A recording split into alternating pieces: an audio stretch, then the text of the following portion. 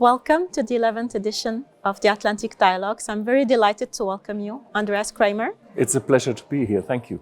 Thank you very much. So you are the founder of the Ecological Institute, and today we will be discussing the role of renewable energy in strengthening the energy security. So I'll kick in with the first question. So as you know, since the outbreak of the COVID-19, the landscape of the energy sector has witnessed disruption after disruption. And the latest is the war between Russia and Ukraine, which plunged Europe into a deep energy crisis that placed again energy security back at the forefront. So my question is that in this context, how are renewable energies coping with these changes? I think the first thing we need to say, this is not a war between Russia and Ukraine. It is a war of Russia against Ukraine, against the international order, our rules-based system of international relations, against freedom, against democracy, against self-determination. And energy has been very much a part of it. Russia has prepared the attack on Ukraine by also, for example, running down the stocks of gas in the gas storage systems that Russia controls in Germany. This was prepared for a very long time, and they're now bombing the energy infrastructure in Ukraine. So we see that this is a war that is about energy, about the energy infrastructure. It is a war of a petrostate, that is Russia, a petrostate in decline, fighting against a rules-based system that also drives climate action and renewable energy. Now, we look at the outfall on the German or European, Northern European, Western European economy, and what we see is that this is a huge shock. Within a very short period of time, we learn to live without gas coming from Russia and oil coming from Russia and also coal coming from Russia.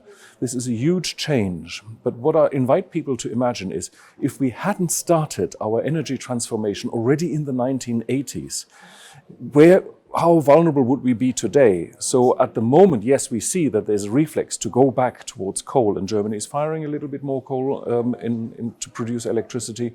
And we also have extended the running time of our uneconomic nuclear power plants.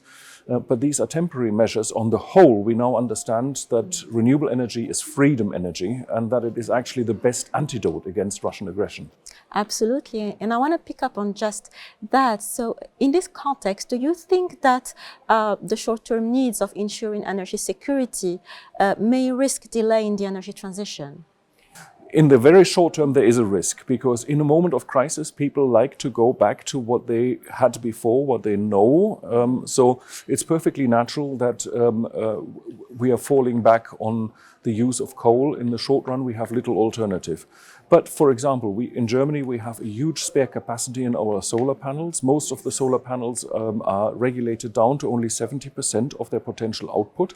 We release that and we have an increase of solar energy output overnight, practically overnight, of 45%. And then we can add additional panels to existing solar installations. We can add another 50% in most cases without actually doing upgrades to the other infrastructure. So over the next summer, we can add another 50% on top. That is a doubling of solar output in Germany over the next 15 months or so.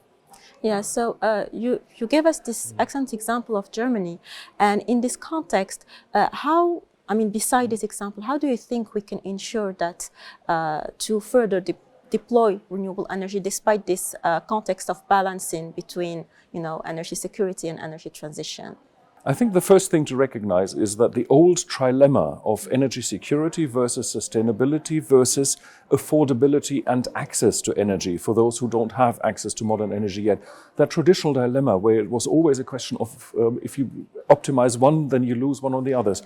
It's the past. What we have today is with renewable energy, and that is mostly photovoltaics on land, but also other solar technologies, and onshore wind on land, also offshore, but mostly on land. Those energies are cheap. They are so cheap, even if you add storage and if you add smart energy management systems into that to deal with the fluctuation, it is cheaper than the running of existing coal-fired power plants or nuclear power plants. So what we have today is that building out renewables is the sustainability option, but at the same time it increases energy security and it increases the affordability and the access. And I think this is important because enemy action cannot disrupt the environmental flows, the sunshine, the rain that falls that you have in hydropower, the wind that blows on your territory. You're harvesting environmental flows on your territory. There is no critical infrastructure that an enemy could destroy. So it's a much securer system because it is localized and it's decentralized, it's distributed, and therefore very resilient to enemy action. Absolutely. And bringing back our attention to the area of interest of the Atlantic dialogues, which is the Atlantic. So in your opinion, what type of cooperation would be needed to achieve this in the Atlantic area? Well, one thing is that we notice that even though we know that we can overcome the energy trilemma with renewable energy, most governments at the moment still favor fossil energy. They still give subsidies and they give privileges, they lower taxes for the producers and the users of fossil energy in practically all countries, and the international statistics that show us the same we do for nuclear. If we cut back those subsidies, if we cut back those privileges, we would level the playing field, as that's the English expression, and then the old, dirty and dangerous fossil and nuclear energy would die away more quickly, and more investment, practically all new investment, would go into renewables. And because they're becoming cheaper, every year they're becoming significantly cheaper, we get a momentum in there that actually makes it more secure, more sustainable and more affordable over time.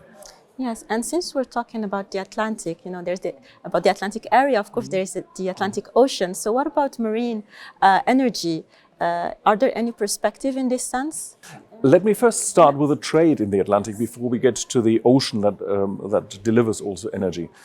I think it is important to say there is technology on renewable energy, on energy efficiency, and on the smart energy management. That technology is beneficial. If we make it easier to trade that by lowering tariffs, but also by agreeing international standards so that the equipment becomes interoperational.